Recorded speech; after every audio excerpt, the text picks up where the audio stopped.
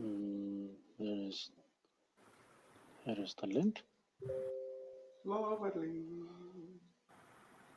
Right. The sound I wanted to hear. Okay. In my humble opinion, I am now completely and exclusively ready. Let's go. Okay, so we are live now. Okay, so welcome to this. I am now completely and exclusively ready. Let's go. Okay, so we are live now. Okay. Go on. Okay, well, welcome to this. First of all, apologies for those of the people who are waiting for us to stream this. Technology has always been the Achilles heel of mine, and some of my friends. So, apologies for the 7 minutes it took us to come live. And Mr. Johannes Brown will take it away. So, yes, thank you for taking this on. Welcome to this discussion where I was invited to moderate it 2 days ago on the current situation in Ethiopia. And so we have here two people with a further background and who know more and can explain us people who don't know so much about Ethiopia, like the most Europeans. About the details of what's going on. So maybe you can present yourselves. Jessica, maybe you start. Yeah. Thank you for making this space very valuable and timely. I have a background in social and cultural studies, and I've did my BA in post-colonial melancholia and the empire. And while studying in the UK, being German Ethiopian has also led me to explore my own biography. And I'm more or less interested in the narratives that make up nation states and how traumas are present in the everyday family dynamics and interactions. And right now I'm active in decolonial filmmaking, as well as anti-racist organization, and also trying my hand at trade unioning and organizing for power. And that's so far from my side. Okay, thank you. And Fetewei? I'm Fetewei Tarekegn. I've had education in agriculture for a bachelor's degree and a bit further in environmental and sustainable agriculture and those sorts. I have been involved in the movement, in the urban gardening movement in Berlin. Furthermore, I have a radio show that specifically deals with the stories of minorities, and thereby dealing with what the experience or the collective experience of minorities is in first-person Western civilized societies. And I dabble in writing and in broadcasting, and you could say that defines me far more these days. Mm-hmm. Okay, thank you. So, Jessica, maybe you can also, because, I mean, me personally, I didn't know so much about the internal struggles and complicated situations within Ethiopia. So, because as Europeans, we often see it as kind of this monolithic country, but I think it's much more complex and much more entangled with all the countries around, and has a very also very unique history over the past 3,000 years. But maybe you can tell more about your background and or from which region of Ethiopia your parents or one of your parents is originating, and your view on the situation which is happening. Yeah. I was born and raised in Addis Ababa, the capital of Ethiopia. and being raised in the capital always gives you a sort of like cosmopolitan experience of conviviality. So a multiple layer of social fabric coming together and finding ways to live together, but also work towards a certain kind of prosperous future. And that's not only along ethnic lines, but also like religious. And I come from a bit of a very peripheric experience, because my father was a retired German diplomat. And he married my mother and stayed there. And so there was always this semi-expat experience that I've also been at the German embassy school, which was where Ethiopian history wasn't part of the curriculum at all, as well as Amharic lessons, which is the official language, was only offered as like voluntary after class activity. So my experience was very limited, and also my knowledge to some extent is based a lot on the reading that I did only later in life. And I still can't say that I quite understand, but it's also, the more you investigate and read upon it, the more complexity gets uncovered by it. And I think it's a bit of a fragmented experience as well. But I have more familiar, I can decode or understand the codes of the Tigray region better, because I have family members that were socialized there or speak Tigrinya. But I was very much raised with the understanding of being Ethiopian and being Abesha, which is clearly contestable. But that has been my self-understanding for a really long time. So the current state is something that I find very grief. It causes a lot of grief on a lot of layers. And it's somehow not as easy as saying it's an inner Ethiopian war. So it's just brothers against brothers going to war, because that would ignore the entire complexity that is underneath it. And also the animosity that has been more or less feasible the past 30 years. And I would also say that for those such as me, or from this generation born in the 80s, it doesn't come as a big surprise. Nonetheless, it's very, very saddening. And I also would like to have a moment of silence for all the victims that were killed in the last 14 days.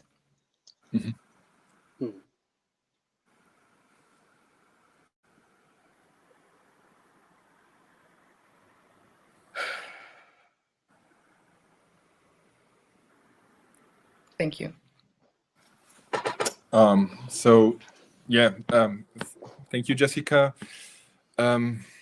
So maybe because I was 2 days ago when I talked to Fetewei, whom I know for like 1 year now, I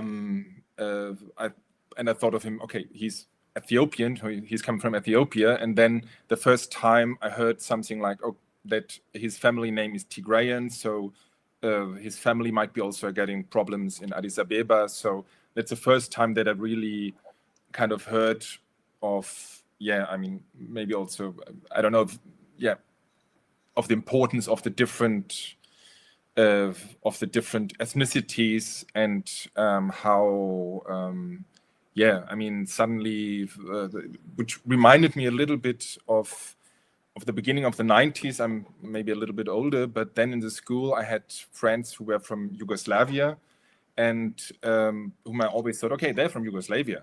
And one day, Formerly Yugoslavia. yeah, and no, but then still for Yugoslavia. And then one day they told me, "Oh no, I'm not Yugoslavian. I'm from Montenegro." And oh, those people there in Bosnia, they really suck. And so suddenly there was this breaking up of things which I didn't know anything about it, and which I later understood were politically constructed also at that time. But yeah, maybe then Fetewei, you can also tell about your experiences of raising up in Addis Abeba in a cosmopolitan town and still having this Tigrayan background and how it relates to the other backgrounds. Well, interestingly enough, it was never raised that you were Tigray or Oromo or anything else in Addis, because it had the good fortune of being a cosmopolitan city. And when you have population density such as Addis, where people necessarily interact in a manner that requires them to be, every day, you don't really think of these ethnic-based lines or ethnic groupings as such. There was, if I were to give you my background, both of my parents were born in the north. My father from a place called Shire, and my mother born from a place called Zalambasa, which today is on the border with Eritrea. Both of them went to study in university in Addis Ababa and stayed there, as much of the educated elite does. And ever since then, for my father and for my mother, life has been a graduation, public service, retirement, and my father has since passed. But there were underlining architecture of a certain group of people being suspicious. So after the revolution of 1975, and this thesis of ethnic federalism was considered a dangerous idea, and therefore a unitarian idea is the one what is to rule a nation. The military junta that ran Ethiopia from 1975 in European calendar to 1991 had enough of trouble because of the insurgency that it found in the north. Therefore, by definition, anybody that was educated enough and that was living in Addis and that was from the north was suspected of either having affiliations or certain help that they may provide, or any sort of thing that was considered righteous. And remember, this was a time when you see this gap in pattern in Ethiopian politics, where much of the political ideas absorbed or subsumed in Ethiopian society, they are not absorbed at all. We are what I would call a slogan people. We understand slogans, but that's inherent fallacy in the ideas that we use to govern societies have caused more damage than they have done us good favors. So from the time of date I was born and raised, I was shielded from the fear that my parents had, because they wouldn't share it with me. But once the civil war was over and the new regime showed up in 1991, there was, at least for a while, a space to breathe. And in this breathing space, I realized what the Derg regime was. And I had the opportunity to talk to those who fought and what they claim to have fought for, what they really believe that they were fighting for, what the winning regime that came up with, what it stood for or what it assumed that it stood for, and the differences demarcated upon writing a new constitution in 1994, if I'm not mistaken, or 96. And the very idea that the reason this country has always been oppressive, so the thesis goes, the very reason that ethnic groups are always oppressed in this country is because of a unitarian system that is run by hundreds, perhaps thousands of elites, which essentially decide what the country is. From the time of the Solomonic dynasty, as they would like to call it, to the time of the past 800 years of Ethiopian modern history, was a feudalistic system where religion and government were one and the same. Everybody else that was not in the elites was a peasant, and it ran remarkably well. From 1280 to 1975, we had an uncontinuous line of one kind of person ruling, one sort of group ruling, with the exception of the beginning of modern Ethiopia's history, which starts from the time of Theodore the Emperor. And Emperor Theodore was what you would call today as a modernizing influence, a person who tried to get this country on track to modernism or modern city systems. He failed to succeed because he underestimated the religio-political fusion that the state has as a nation called Ethiopia. Then the person coming after him also failed because he was fairly religious, Emperor Johannes.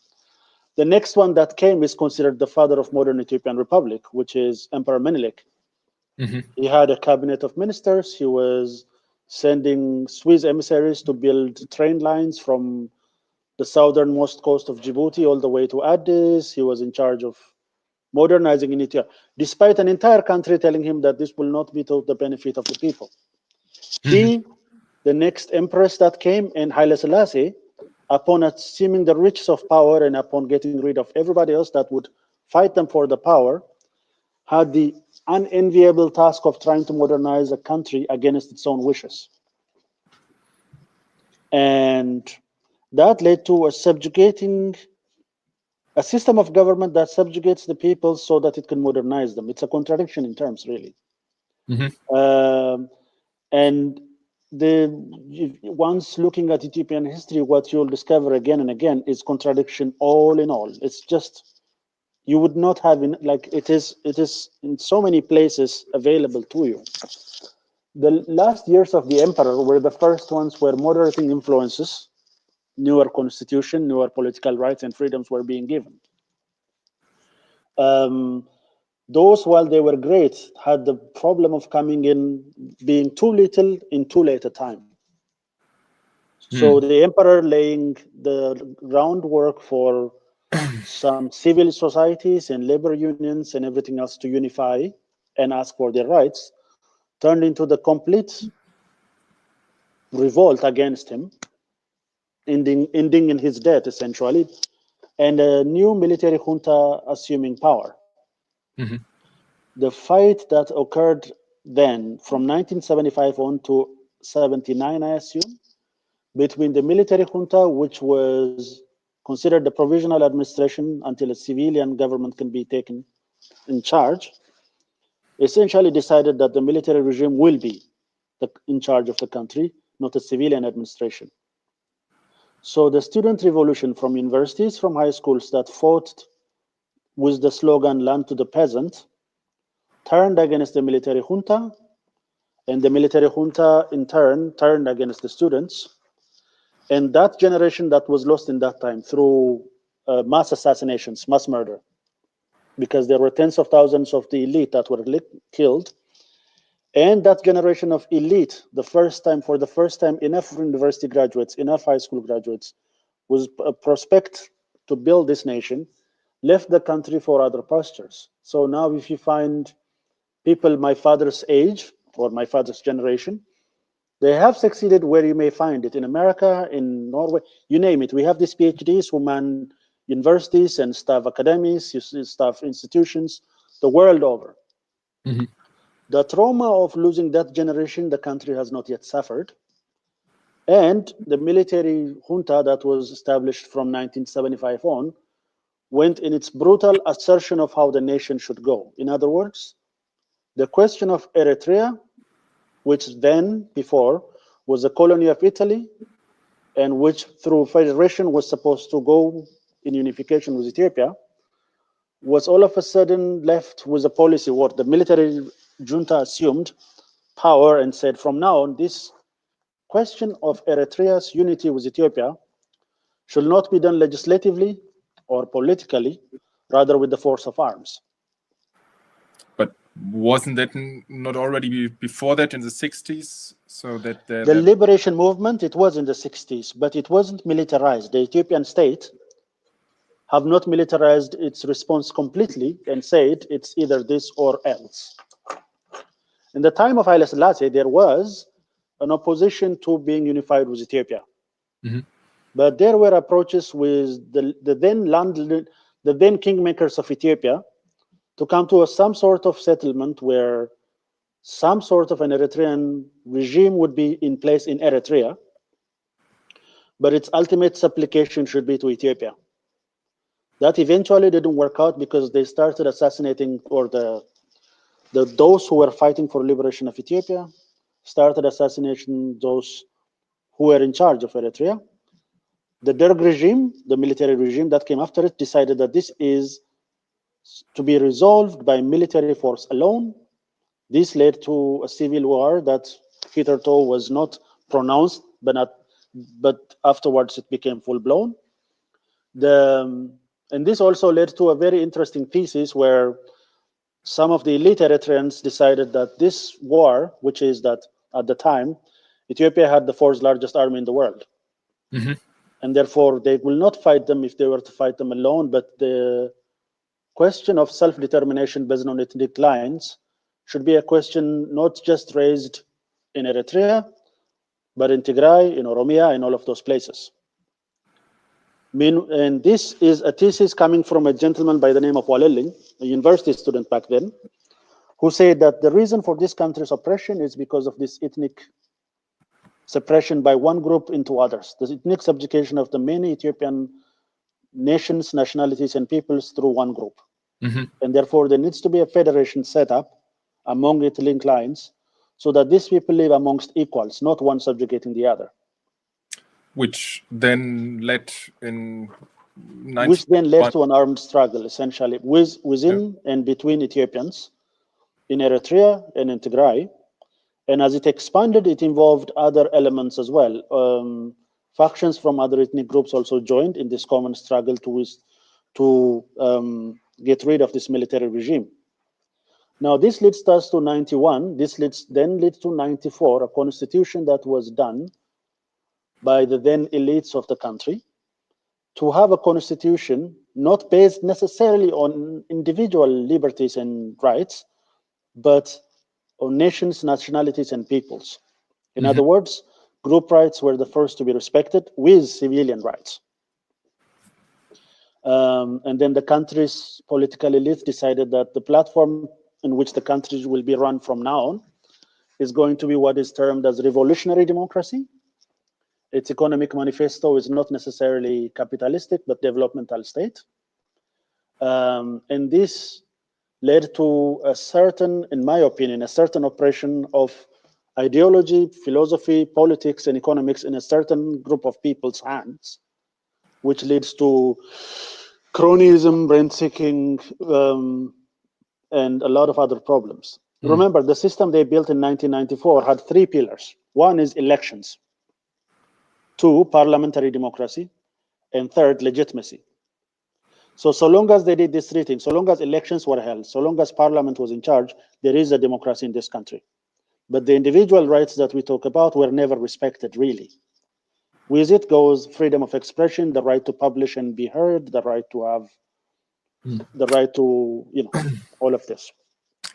So before we get from this to what's happening now, because you were talking about this the different ideas of self-determination and of nation building, and as Jessica, you told me that so you studied the narratives of nation states, and I think this might be, and I guess it has also to do with Ethiopian history, I guess, I can imagine. So maybe you can elaborate on this, because as I understand now, Ethiopia, it's what in German we would call a Vielvölkerstaat, like so, which is bringing together so many different groups of people who speak different languages. So maybe you can tell about this. The politics and the experiences of this. So the narration of the nation state always goes hand in hand with who's telling history, and also who's making memory. And in that regard, also having a bit of a background in curating and museum studies, it's something that I found very intriguing, is that there are just a few museums in Addis Ababa that show you the lines of kings, or a very like linear chronological history. And but however, from a subjective experience, it has always also, as Fetewei called it, that his parents shielded him of their fear. This is an experience I've also shared, is that there is silence around very painful traumas, surely. And in order to sort of understand what's going on right now, I felt like it is very appropriate to sort of come away from this linear historical narration and try to go into the into understanding how history is also constructed, and whose history is being told at the moment, and which histories are contesting also. Mm-hmm. And yeah, and I understand that the nation state can't contain the complexity of the self-narration of the Ethiopian soul, because it dates almost 2,000 years before Christ, to sort of having dragons rule the region, and also having a very close proximity to spirituality with the Tewahedo Church, Orthodox Church, that is there. And although the sort of the feudalism has sort of tried to split the caste into two, of having like the ruling party and the peasants, it has never quite disappeared, that the church has maintained a very specific, or emanates a very specific power, and that tells a quite different story, I feel, than the sort of chronological narrative of who overthrew which king and who's going to take power now, as it's always an ideological difference as well.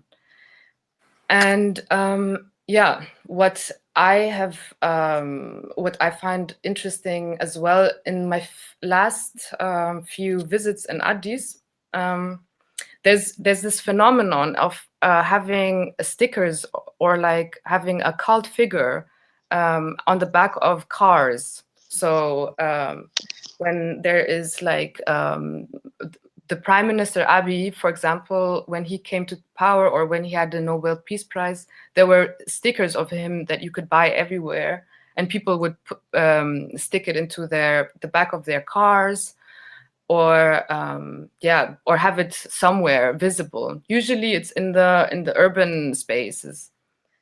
And the last time I've been there, I noticed that Mengistu Haile Mariam, the military leader and the Marxist dictator of the Derg regime, started reappearing again. And because for me, that was a bit like, it was a little soon, first of all, and then it also didn't quite make sense, because the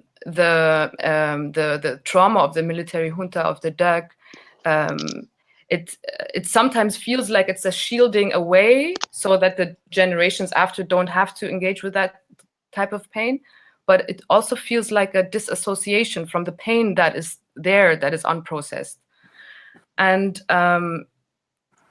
so I'm always trying to see how this fragmentation is also an inability to engage with that trauma. because as some author wrote in an article recently regarding the the feuds along ethnic lines, so to speak, is that the looking at your enemy is unbearable for so many, because that means also looking into your own soul, and that creates tensions, which from the diaspora point of view, if I just consume the media, seems absolute like nonsense, because it just seems like what are they doing? But coming from a very like grassroots level perspective, I feel like this is also a trend that is happening on a global scale of having very strong lines of divisions and demarcations that, of course, have reminiscence in like ethnofascism. And yeah, I mean. So would you think that this is also a reaction to globalization, or to because I think in many countries it is a direct reaction to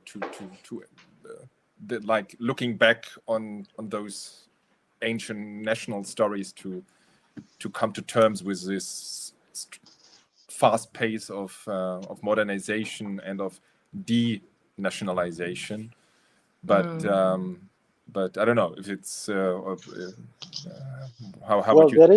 there is a certain element to it. I mean,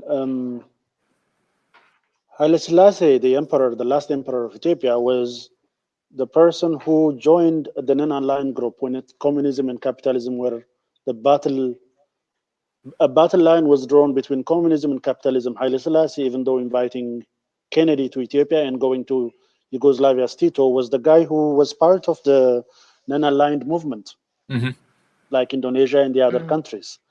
But he was a feudal lord, and his system was ripe for those who wanted to expand communism to the USSR's idea of expanding communism to Africa did not need that much help when you had a country which has quite literally a feudalistic system of government. And in Russia and the countries around it, in China, it was not that hard to disseminate communistic doctrines, for it clearly had an idea of power and economy and political, you name it, owned by the very few at the behest of the very many who are oppressed. So when Ethiopia turned communist, it wasn't it didn't take that much leap in terms of mental work as to do with what kind of ideology should this country continuously have. So those who were in the military junta were communists. Those who were fighting them were also communists. It's quite ironic, really. But by the time the new regime set to power, communism became a discredited idea. But there was none other idea for the country, and there was no governing philosophy or ideology that they could come up with fast.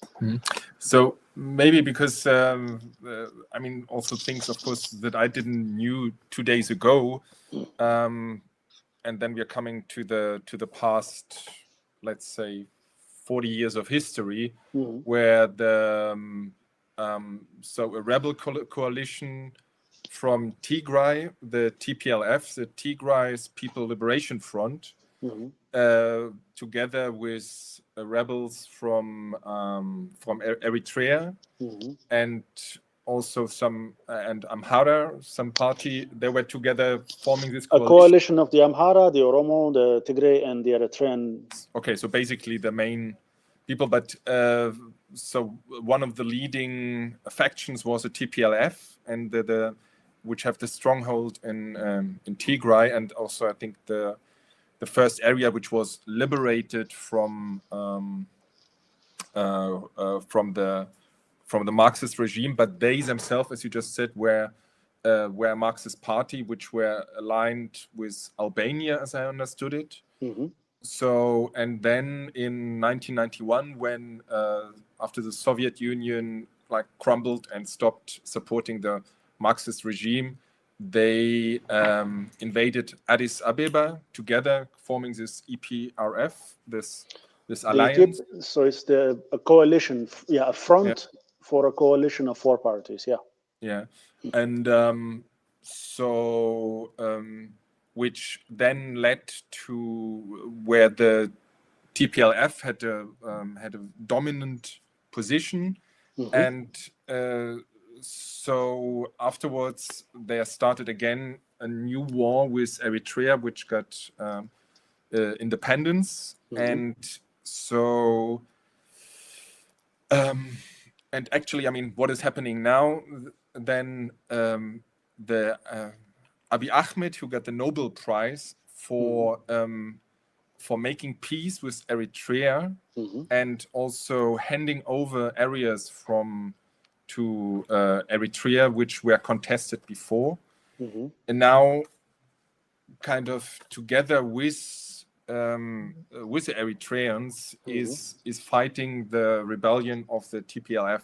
I mean, this is just the image I got from the informations I found. So maybe you can elaborate a little bit on this. Also, how does these ideas of ethnicity play within it, and how so how does it come to the situation where Ethiopia is in it now? I mean, this question goes to both of you. So I think. Go ahead, Jess.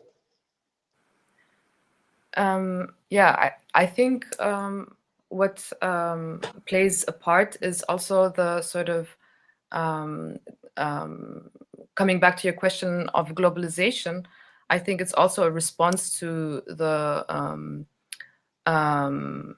struggle for global and local identities, and also I think bringing in a much larger parameter is also like climate change, and an understanding of economic, like not an understanding but an access to economic power structures, which is very much linked to the land. So there is this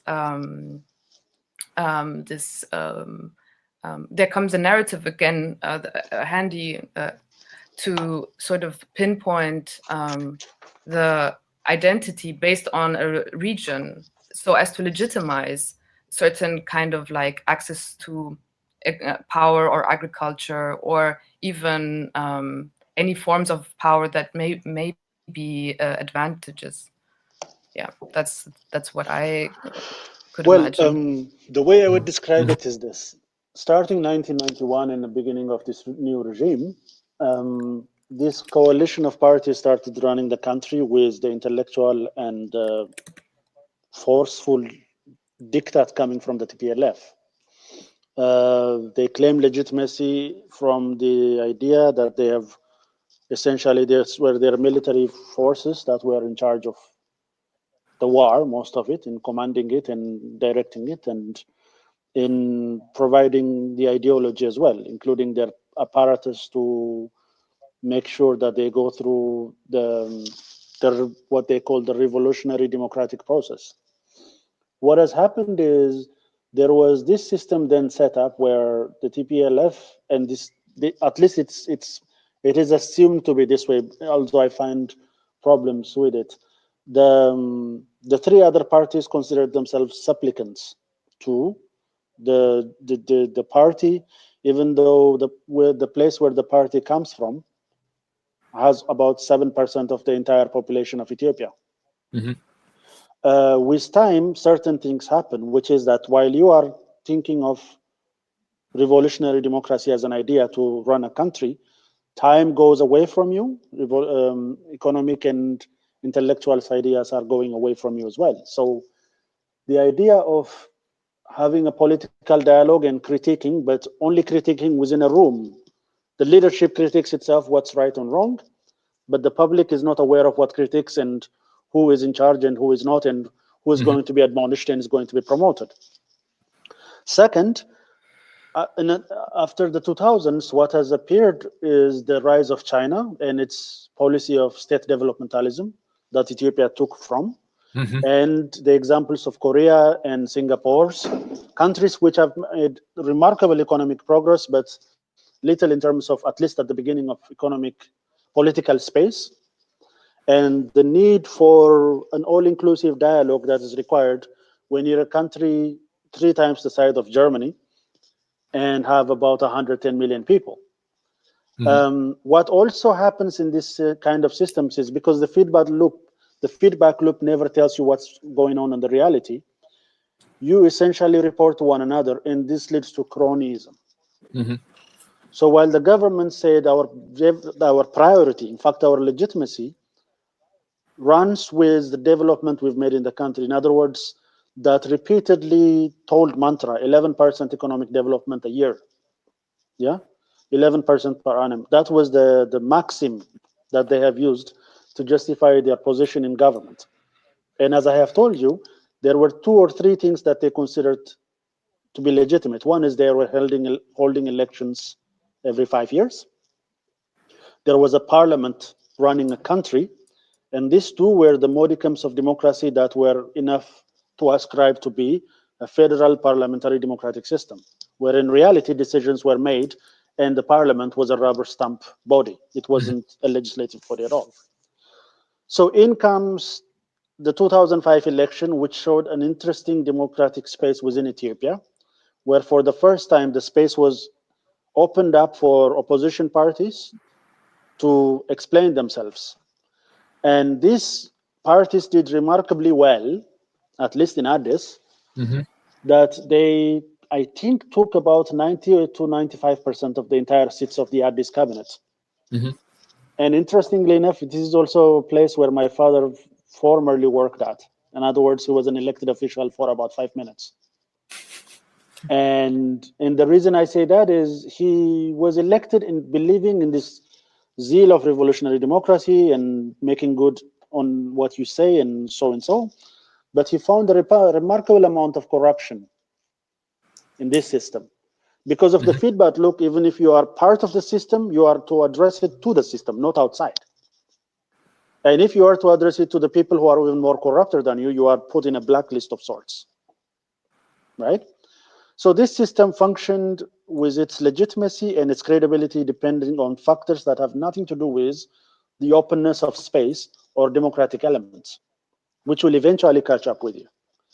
So this led to, from 2005 to about 2015, a system where just having elections every 5 years, a parliament that rubber stamps your Congress, and making sure that NGOs and everything else were involved in this political space, led to a grievance that was not addressed, a grievance that could have been addressed if the country was a democratic enough space for grievances to be heard. That's why you have parliaments and everything else.